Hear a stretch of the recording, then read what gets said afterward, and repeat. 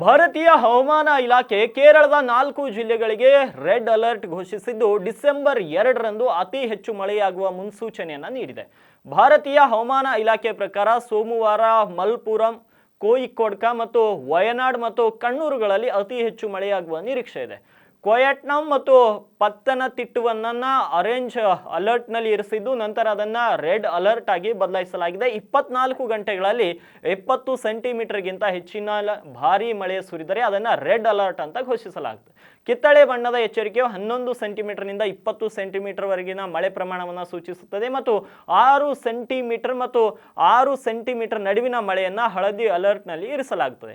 ನದಿ ದಡದಲ್ಲಿ ಮತ್ತು ಆಣೆಕಟ್ಟು ಜಲಾಶಯದ ಪ್ರದೇಶಗಳಲ್ಲಿ ವಾಸವಾಗಿರುವವರಿಗೆ ಈಗಾಗಲೇ ಹವಾಮಾನ ಇಲಾಖೆ ಸೂಚನೆಯನ್ನ ನೀಡಿದೆ. ಅಲ್ಲಿಂದ ಸ್ಥಳಾಂತರವಾಗಬೇಕು ಅಂತ ಈಗಾಗಲೇ ಮಾಹಿತಿಯನ್ನ ನೀಡಿದೆ. ಹಾಗಾಗಿ ಕೇರಳದಲ್ಲಿಯೂ ಕೂಡ ವರುಣನ ಆರ್ಭಟ ಮುಂದುವರೆದಿದ್ದು ಜನಜೀವನ ಅಲ್ಲಿಯೂ ಕೂಡ ಸಂಪೂರ್ಣವಾಗಿ ಅಸ್ತವ್ಯಸ್ತವಾಗಿದೆ.